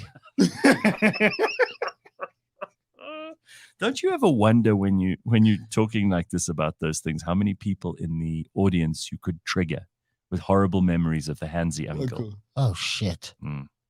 Well, In this country, I you know what's only happening. speak about things that happen to me. You know what I mean? So I think the people in the audience would feel like, oh shit, that happened to me. You know? Handsy uncle. Like, how do I know my uncle would make a good bowler? You understand? It's just opportunities he didn't have in the location. There was no 10-pin bowling. Just young, bored little boys in his family. Pull the bowling ball grip on you. Everything's brown. You're not going to get any two in any pink. Everything's brown, my boy. I'm my boy. I'm a real life boy. Stop it. Jesus, you are incorrigible. What an animal. I'm sorry, I was a sexy baby, man. Oh, That was a sexy. I heard a Bill Burr joke, a Bill Burr. So Bill Burr is like, this is why the Americans are making the kids fat. Just stop the pedophile. It's like just pump this kid with like so much food that they so unattractive. The pedos don't want those rolling babies. Bill Burr's an animal, Kids are like standing there at the fence, like, hey, no, you're too fat. Oh, that's man. horrible. All right, so Yeah, that now won't work. we've really covered every Yeah. subject you can. Because get that into won't trouble actually work. Some people are attracted to thumbing it into I crevices. really don't like this line of questioning. I don't like where we're going. Was it thumbing it into crevices? That's what did it for you. Oh my God. Look at him frantically looking for something else to talk about. I sort of knew when I saw you this morning, like my heart sank and it also rose.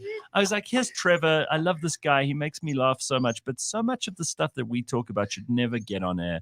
You know, in his first show he did with us, he went everywhere like we're doing today. And he basically upset every part of the population. There was no demographic left unscarred by Trevor Gumbi. You still got it, man. They you united in their hatred for me. So that is a good thing. I've united the people. You are the thing South Africa needed. Who knew that you were our special weapon? You could bring the people together by making them all hate you at once. How do you not have lynch mobs chasing you down the street with forks and burning torches? Fuck knows. Peace in our time. Fuck knows. In the name of Trevor. I really don't know. Led by your family. Kill him. Yeah. He's my dad, but kill him. My family is the worst with surprise parties. They always turn into interventions. It's like all my friends are there. It's like, please stop doing that. Oh, fuck. Surprise. Can't we just enjoy ourselves together? Well, Carl says, I say stuff like Trevor does at the office all the time. Nice. If it wasn't my business, I would have been fired years ago. Yeah. Do you feel like you've ever changed anything you've done because you were worried about being canceled or offending people? I get the feeling you're the only guy who's never turned down the temperature. You don't care about that at all. And I think it's the bravest thing in the world. And I'm not being like complimentary or patronizing you. I just really think you're the only guy who I know that I actually know in real life who's never cared. You, and then there are those famous people like Ricky Gervais, who doesn't care either. I love Ricky Gervais and Stephen Merchant. Ooh. Yes. Oh, they're so, but you never have, great together. You've never felt like you needed to tone it down. I've not toned it down. What I have done though is be more authentic with what I speak about. So I speak about things that have happened to me. I speak on lived experiences. Right. Because my comedy is like a mathematical equation. It's pain plus time equals comedy for me. But I also get the feeling like you're not out to hurt people. When you're making the joke, it's for the laugh. It's not to inflict unhappiness and unkindness. Oh, no. Yeah. It's for the laugh and for the conversation. Yeah. I've battled a lot in trying to tell the story about how I was molested as a kid. And every time I tell it, I can feel the audience. They get very uncomfortable. Yeah, they clench their asses. It's uncomfortable, and I haven't mastered how to bring it up in polite conversation, but it's a conversation that's needed to be had. Everybody's sitting at a wedding and they're all talking about how great the couple look. And Trevor's invited to the wedding. Next thing you know, he's dominating the conversation with his molestation stories. Oh no, here he comes, ruining everybody's happy moment. Just don't have me at your son's christening. And here we are to celebrate this new life and this new person. And Trevor's like, wait, I have a molestation story. Yeah. Why is this kid in a nappy with a G-string? Oh, somebody says in the comments, Anthony Jeselnik is also hilarious in the same way. He just yes, Anthony Jeselnik. He looks very racist. You think so? He's like you. How do you? But he's not. Do I look racist? He's like you. No, but if you know him, you know. Here I was wondering why I get these funny looks. No. Have you ever looked in the mirror, Gareth? Yeah. Did you look racist? I thought it was just because I look very ugly. All right, so Anthony Jeselnik. Who else? I mean, who do you really think? Because you said you like Ricky Gervais. So Anthony Jeselnik, yes. Ricky Gervais, Stephen Merchant, John Flismus. Isn't Flismus amazing? He's still going strong, hey? Dude. Still going strong. Genius. Oh God, he's a very clever guy. Oh, lovely. Him and Koki Falco. Yeah. Yeah.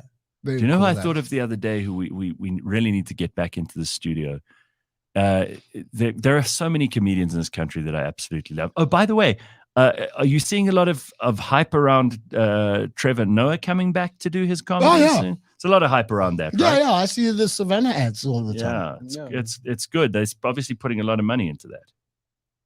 Into his pocket? Well, yeah. Sure. All right. Let's Your applaud. eyes go big. You're like, let's applaud money. that.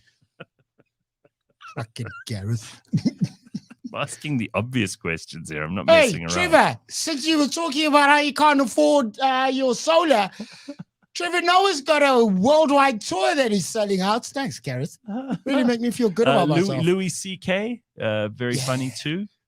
He came back from canceling. Yeah, what was he cancelled for again? He was cancelled because he pulled out his dick in front of who was it? Sarah Silverman?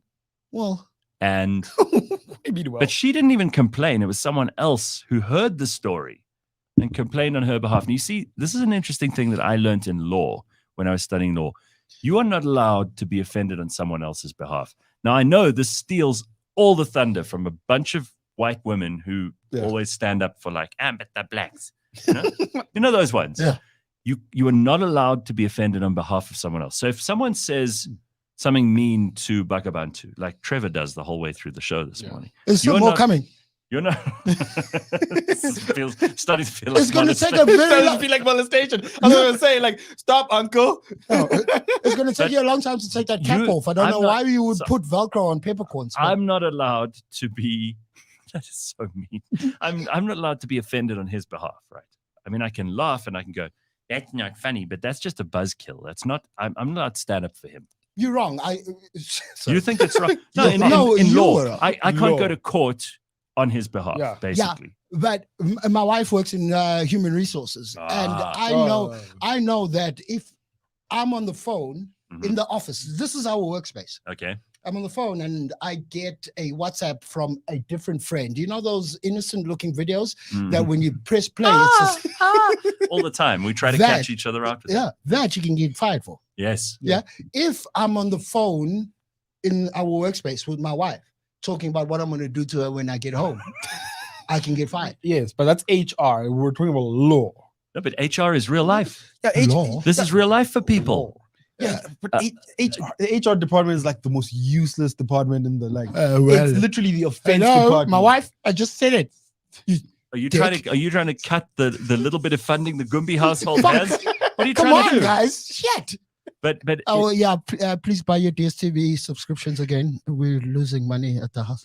but it is it's like a fine line to walk because you want people to don't get me wrong. I don't like the idea of the way office spaces used to be when people just used to abuse each other and people just get fired on a whim and the boss would walk in and like sexually harass the secretary and that kind of stuff. Because they used to do that. Yeah. That was a big thing. And in fact, running joke. In fact, you could even say that was the office culture of like the 80s or whatever, right? So you don't want that. But you also don't want this treading on eggshells thing.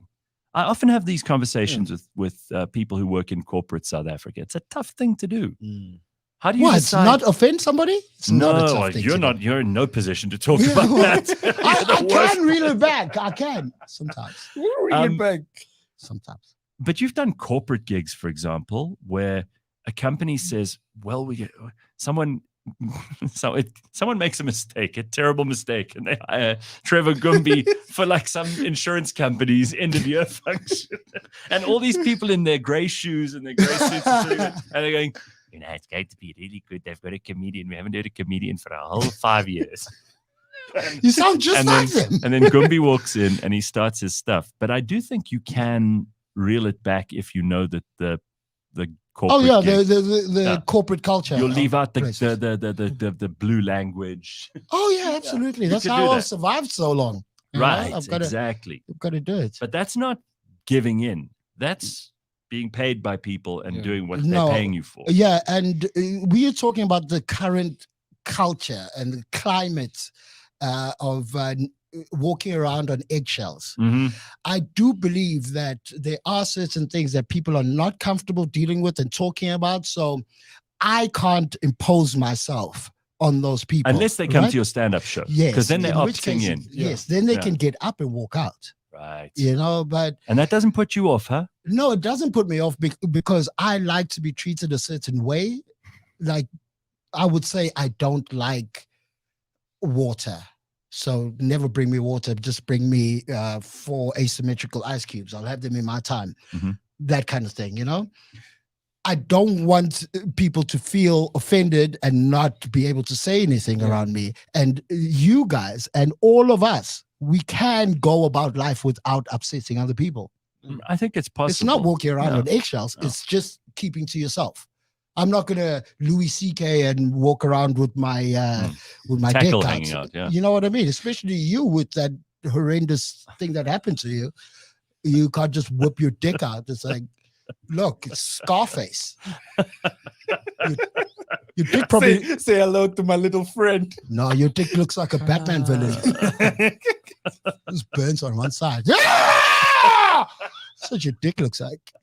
It's All right, fucking this is getting traumatized very from mean. the heels. This is getting abusive. Why is it abusive about his dick? Like, only 2 people have seen it. That may be the meanest thing I've ever heard. Dude, It was your butcher and yourself. my butcher. Come on, come The on. butcher of it. Oh, boy. So Yonda Ndiki says, Oh, I love Yonda. Yonda He's says, such a cool Trevor, guy. I told your first dark joke that you said on Cliff Central and was found not funny, and I still laugh at it. You must always be free to say what you think. What? Sanella says, I know Trevor is really funny, guys, but don't laugh so hard that you forget to like the show, especially because Trevor is so funny. Yes, that's a good point. So like and subscribe. We have to remind people to do that. Oh. Yeah, because this show definitely needs likes and subscribes. So Carl has a theory. He says Trevor's wife must be so good at HR because she's seen all the possible horrible things people can say or do at home. It's true. It's true. That's very good. Yeah. Ah, That lady's been through a lot. yeah. Shame. Let's take a moment to just thank your wife for putting up with you. Gotta find a way of getting her to talk to me again. Uh-oh. No, something happened on Sunday. Okay. Go on. Okay. Sunday, everything's fine. We've got the whole schedule for the load shedding. And then late at around 8, the lights go out. But it's not load shedding. Now, there's two different DB boards. The one I can get to in the safety of my kitchen is fine. The one in the man cave, I have to walk outside into the cold breeze of the Randburg evening, is all the way across the fucking yard. I'm in trouble for not wanting to go and flip the switch in the cold and people looking. I'm at fault. Fuck that. You have a separate outbuilding that's your man cave? Yeah, well, it was a granny flat and they kicked her out. What, the granny? Yeah. Was it your granny?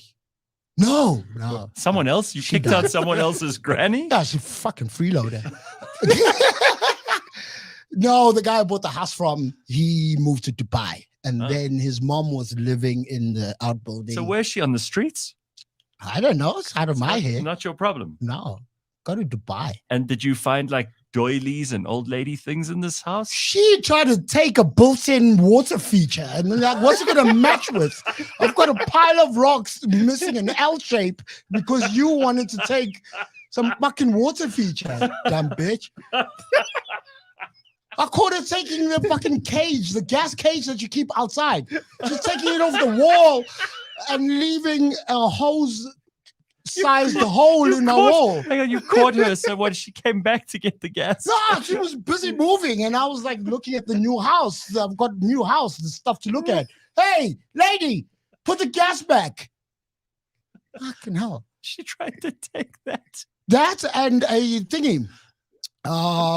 A water feature that's part of the rocks. It's a part of the rocks. She wants to take it. She took a pot plant as well. I was glad to. It was a cement one, so it was quite fucking heavy for her. All right, she carried it on her own. I made sure nobody helped her. Right? And she looks brittle. Elder abuse. She looks brittle. Her legs looks like a 3 a.m. game of Jenga. Both the legs slanted to one direction. Not even cool, like bandy legs. No. It was like when you make a mistake with commas. There was 2 right-facing commas. That's what her liver-spotted legs look like. This poor old lady's on the street with her water feature. I'm just thinking there's some woman who's shivered her way through winter. Because Trevor Gumbi stopped her from taking the gas and kicked her out of her house. Called her a freeloader. She probably wanted the gas so that she could do that acetylene stuff on the side of the road. You know when it's like welder. Probably wasn't like LPG. It was probably acetylene. I doubt she's very handy.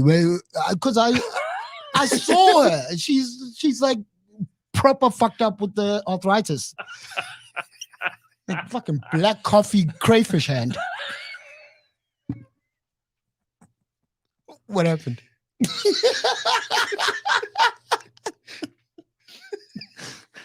Hi guys. As Sanela says, something happened. No, there's not something happening. You did something, Trevor. That's all right. Oh my God. Oh man. By the way, I love it here. This is so nice. It's you put a microphone in front of you. You just go. It's like releasing the hounds. That's all. Let the dogs out. Or in the Wizard of Oz, isn't it, where the flying monkeys and she goes, "Fly, my pretties, fly!" and they just destroy everything, right? Yep. What were the little yellow biker jackets though? Okay, so I want to ask your opinion on this. There's a list. You know those monkeys were in yellow biker jackets. Don't ignore me. Really? Yeah. I didn't know that. And little fezzes. Fez, like the Moroccan fezzes. Yes. Those monkeys, those winged monkeys. You remember it better than me. I don't remember what the monkeys were wearing. I watched Wizard of Oz with And then she clicks her heels to go back. Yeah, Dorothy. Yeah, Dorothy. We're talking about the same thing, but we don't remember the leather jackets. I'll look it up. Oh, fuck, data. Yeah. Carry on. Sorry, I cut you off. No, I wanted to ask you about this. So people are very dishonest in dating ads. And I found an example of this where somebody actually says, here it is. Let me just find this quickly. These are the things that they should put in dating ads.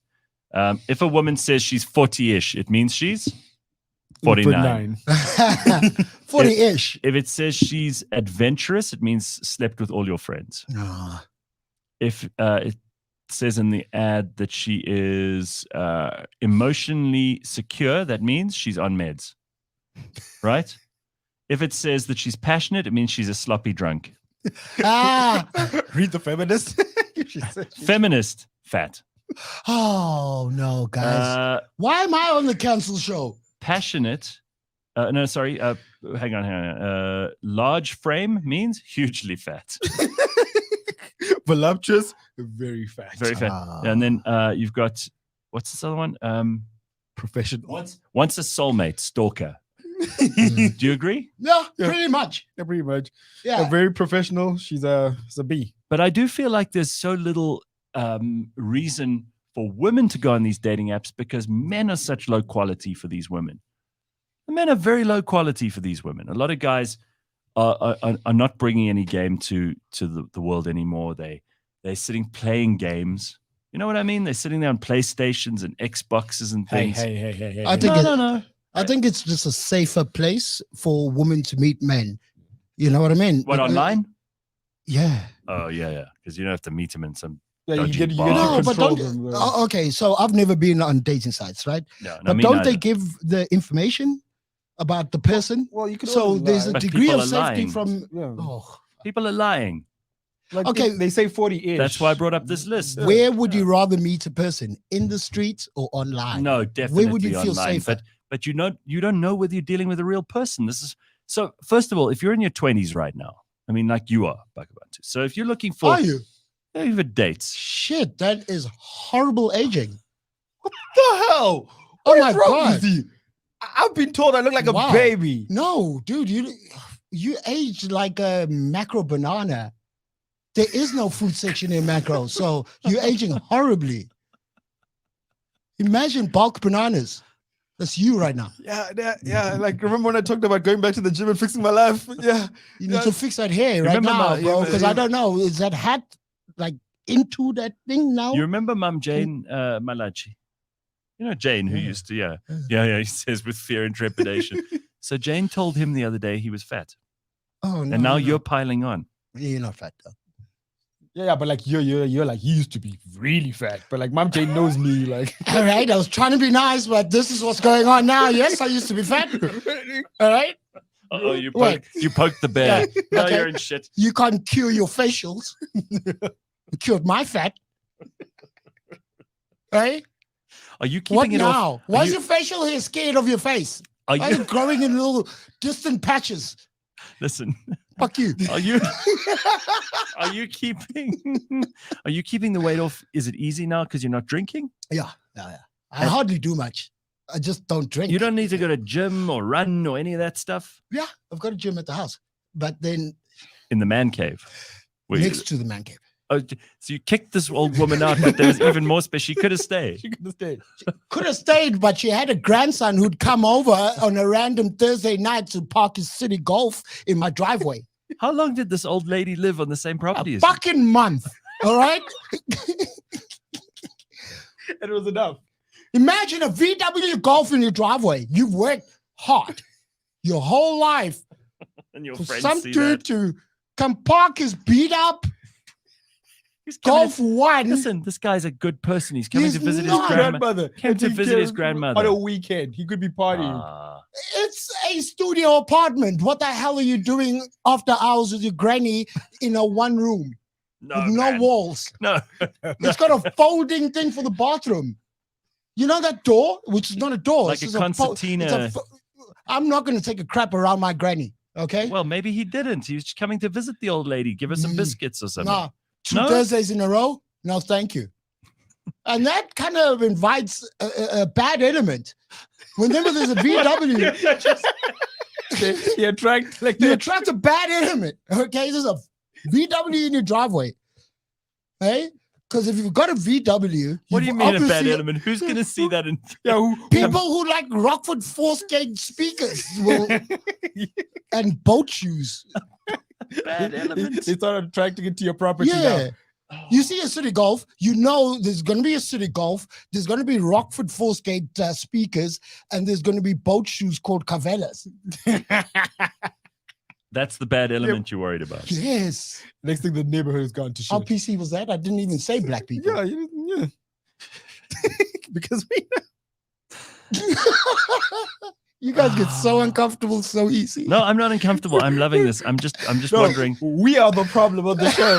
So like it's very weird having someone who's We do a show every day, remember? Oh yeah. We're fine with this. It's just how we're gonna pick up the pieces once you're gone. yeah, That's you're all gonna we're break thinking about. Cliff Central and then we're gonna be left No. rebuilding I it. love this place. I All still right. want a show here, guys. You can have a show anytime you want. I just don't know that we'll be in business for very long. Set me up in Pablo's little man cave over there. We could do that. There's a whole thing with the We could do foosball thing. It's a building for Just the for our Cliff Central football table. foosball table. There's a whole building just for that. Yeah, there's no one there. But there is a 78-year-old granny. Let's kick her out. Move Trevor in. Okay, so listen to this. It's always nice looking at them walk out into the streets and look back at you They're like, you're really longingly. kicking me out? longingly. You're really And I gonna just get rid of wave in my gown from the top. Bye. Please just wipe up the oil dripping from your VW. Oh, bad element. All right, so listen. 70-year-old guy won the 49.9 million rand Powerball jackpot this week. Oh, 70-year-old person. oh. He's a pensioner, smiling all the way to the bank after bagging almost 50 million in the Powerball jackpot. National Lottery Ituba said it was delighted to announce. Of course, they're delighted to announce. They only pay out this much. They take in this much. Oh, really? Yeah. You don't get that money that they say? No. Like but You people get some. The No, people they- that pay, that If you pay pay, to they're paying out 50 million. That's like 3 days of their takings, and they only pay out Once every in a while. Yeah, and most of the time nobody wins. Yeah. Anyway. and then the tax man comes in. Yeah, he takes half of that as well. So apparently the prize gives me the means to secure a comfortable future for my family. I have a feeling that this might be that woman you kicked out of her house and she just won 70 million. Wouldn't you take her back for that? Hey, lady, if it was you, You're welcome. I really can't unburn your welcome mat, but we could get a new one. So my 3 children and 4 grandchildren will now have the opportunity to live comfortably and without financial worries. It is a dream come true to know they will be taken care of, this old man said. Pensioner expressed the gratitude to Ituba for their assistance and guidance during, because they send you, if you win any of these lotteries, they send you a psychologist and a financial planner. Huh. They have to do all of that stuff because they found out over years of doing these lotteries, people who win the lottery almost always end up poor again. Don't laugh. Why are you laughing? Because it's so stupid. But you did the entire show. I blew it. Oh, I Seen blew that it. show? Yeah, but they get payouts from RAF. There's also a lot to winners. Yeah? There's a chick who got 8 million and spent it in 6 months. Yeah, that's 8 million. You can spend it in 8 minutes. What would you do with how would you spend 8 million in 6 minutes? I'd pay off 2 properties. Oh no, but she didn't do that. What did she buy with that 8 million? Oh no, over no. 6 months? She bought a B&B and then hosted her friends. And then when the money ran out, I think she bought 3 taverns and then like it was like just free booze. Yeah, 3 taverns and it was just like for free her friends to drink it. Yeah, just like you walk in, anyone, not just her friends, anyone just walks in and just like grab For free? for free. That's stupid. Huh? That is Imagine very imagine stupid. how well her friends did out of that. Yeah. They had free accommodation, what they had is- free booze for months. What is it then? Is it the financial advisor that Yeah, they I give know. you that's needed in this So, situation? Yeah. Yeah. I think some deeper intervention there, because this person's buying friendships then.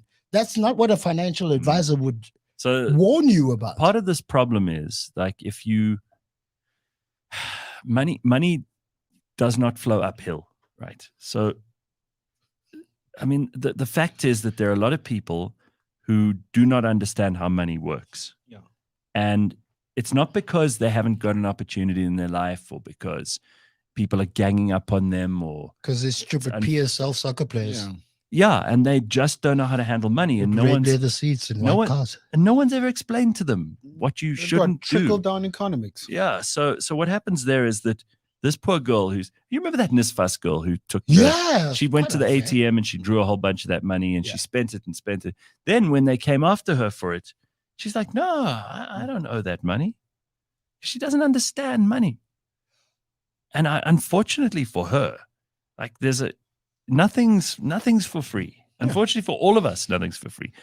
In that situation? They even A say, mistake? even inherited wealth, they say it lasts maximum 3 generations, maximum. Oh. So it means that if the grandfather makes an absolute killing, huge amounts of money, by the time it gets to the grandchildren, they will squander it all. Fuck. Uh-huh. But it's that lesson, Trevor, though, like we all have, like, if you don't earn something, you don't have a value for it. Oh, fuck that. This is the only thing my dad left me was diabetes. You see, now you respect diabetes. No. Well, I that's didn't why, ask for that's why this. he's so thin. That's why he's so svelte. Look at him. The man is he is a model human being. I need to lose some weight. I'm feeling like summer's come far too quickly and it's not even here yet, and I've still got some work to do. Summer Yesterday, bodies. you know what I ate yesterday? What? A salad. That's all I had the whole day. The whole day. I felt very sorry for myself, dude. What kind of salad? It's tomatoes and A cucumber. green salad. No, it was tomato in it. It's called a green salad. If it has tomatoes, it can't be a green salad. It's a called green salad. But No. you can't argue with black people Oh, on this. wow. It's called a green Oh, salad. really? It doesn't have We're new to the lettuce. salads. We're new to the salads. So, New to the salad. yeah, the salads we are new to, but let's argue from a point of togetherness. Yeah. What do we say? It's a green salad. Gareth. All right. Yeah. Then I had a It's a green salad. If Fine. did it have lettuce? But when you say when you say 7 colors, you mean like, Yeah, yeah. that's it. okay, but you mean 7 colors. Now you're telling me it's a green salad, but there's tomato in it. I don't know. No. You see The why menu there's has racism? Okay, let me fuck up your day, your morning even further. It's actually not 7 colors, What? several. several. Several colors. Yeah. What that is Several. that's like More. a Sunday lunch Yeah. where there's all the different colors of stuff. Thank you for explaining blackism to me, No, I'm Gareth. not talking to you. I'm not explaining it to you, you asshole. I'm explaining it to people who are listening who don't know what the hell we're talking about. It's like you have to explain to me green salad. That was so stupid. Here I am a whole of my life. I've been laboring under the misconception that I was eating a red and green salad. Meanwhile, there's no such thing. There's no such thing. It's only Oh, green salad. my If it has lettuce, it's green salad. I'm so embarrassed. Stupid. I'm so It's embarrassed. not red. It's not a green salad. What the It's a red salad. You can throw anything on there, carrots, avocado, it's green salad. If it has lettuce, it's What green is it? salad. Just kus, because there's one of it. It's just kus. Somebody says Trevor's face is permanently shocked. I think he has the Cyril gene. Have you seen that picture of the president that I often use? There, with him going, You're an asshole. looking Whoever all wrote that. Oh, you don't like the smack. You don't like the smoke. No, I just look shocked. Well, you do sort of, because I think you are genuinely sort shocked of. that other human beings don't know the things that you know, like green salad, for example. I'm genuinely shocked at how unlikable and untrustworthy Cyril Ramaphosa has turned out to be. I know. Everybody What a lauded him disappointment, huh? as Were you on the great new hope. Ramaphosa? Yes, Were you on the Ramaphosa? absolutely. You were? It honestly, it made so much sense to me that the president's a billionaire. He was doesn't need to stealing. steal from you. He's got his own money. Okay, but has he stolen from us? I don't know. Oh, politics is just so much. And all I know is that I feel I can just disenfranchise the word with Yes, this yeah, president. sure. Yeah, I don't feel okay. Yeah. He hurt you. Show me on the doll where the president touched knew you. it. Let's go full circle. Where did the president touch you? Well, watch my words around you. All right, listen. I'm so happy you popped in this morning. I Oh. know we will all we will all regret this because everyone who has been part of this show this morning, you've all been tainted.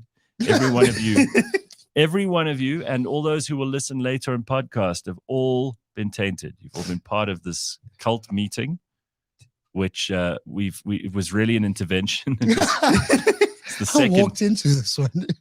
We've officially welcome to the Church of Scientology, everybody. And we will catch up with Trevor again, no doubt, on the social media where he can be found at Trevor Gumbi. Also, you can find me. We're giving out Scientology cloaks under the Nelson Mandela Bridge on Wednesday at 3:47 a.m. You're gonna get people stabbed and robbed. No one will stab you if you're carrying a furless kitten. Yes, there we go, because they know not to mess with those. No, black people and cats. And Oh. then on top of that, your cat has got no hair.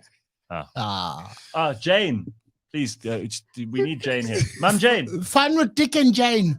Mum Jane, come here and say hello to Trevor. Oh, look here. This is reunion.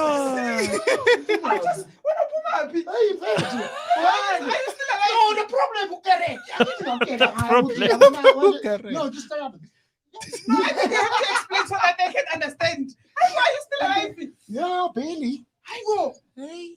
And then, Papa Jane, where did you find him? Sorry, How are you, Mum Jane? I'm with you. It's nice to see you. There we go. Let's turn on your microphone. Oh, so Mum Jane just comes in on, She can on do the whatever radio. she wants. Yeah, of All course. right, always. She's in This charge. is my place. I can do whatever I want. Like, and No, Pablo. you are Yeah. Pablo. She's Pablo. then when Hey, Dallas school. I can see you lost a lot of weight. Yeah. I It's will. looking You good. almost died, actually. Luckily, you're still alive. Thank you for calling your reinforcements, Gareth. But Come tell me how but you know what? from the cradle to the grave. This is, by the way, this is how Bakh'abantu fights back through. Jane will take you Oh. down. But me, I'm happy because you're still alive. A lot of people Thank you. died, Yeah. especially you. You Mm. must like. It's fine. So no. I'm so Jane- happy to see you. Jane. Just give me a hug. Yeah, give her a hug. She needs a hug too because Jane told me a horrible story. We've been loving each other for a long Listen, time. Trevor, listen to this quickly. Jane, explain to him what happened when you went to the mall the other day. You told me the story. I couldn't believe this. I in front of almost her, died, in front of her actually. eyes. Just listen to this. I almost died. I don't want to lie to you. To see people lying there. You know, my friend called me and she was like, you know what, I'm bored. She's working at the salon. I went there and she was like, okay, it's fine. I can do your nails while you are sitting there. While we are sitting around 7 o'clock, we had the gunshot. Oh. They shot the security outside. So the other killed. Killed him. So the other guy, the one that was in the saloon, he tried to run and close the door, yeah. sliding door, and they shoot him straight to sliding door. You know, luckily I left my phone at home. Trevor, it was so hectic. I couldn't sleep Because the they whole were night. stealing people's phones. They were For killing phones, they people killed. for They They phones, killed, you know how Trevor. many people they killed there? 5. Damn. You know Sorry, what, man. Alexander? It's not. I don't know why you're killing people for phones. Why can't you ask for, like, give me a phone? If I refuse, you can kill me. You know what, Winners? Gangsterism and crime has always been a part of our lives. Okay. Or because you're a gangster. No. Growing up as Oh, a growing kid, up. growing Okay. up as a kid in the location, we always knew those are the criminals, but they were just like the older guys in the neighborhood, and they wouldn't necessarily harm you, you know, because they know you from Yeah, the area. that's true. And then still now, generations later, when you go back, when I go back to Umlas, there's now those older guys are not around. It's young guys trying to prove or make a name for themselves, That's true. where they shoot first, and that's how they make But their why name. are you doing that? And for a phone. Back It's in the money. day, we used to fight You know, a thing that I can tell you, you see, the guy that they shot him first, they killed him, but still they went straight to him and they searched him. For his phone. For his phone. I was lying there, Trevor. It was like a movie for me. I couldn't sleep the whole night. I couldn't sleep the whole night. You know. Did they touch you? Did they did. This guy, the other guy was sleeping. He was like, you know what? I pretend like I'm dead.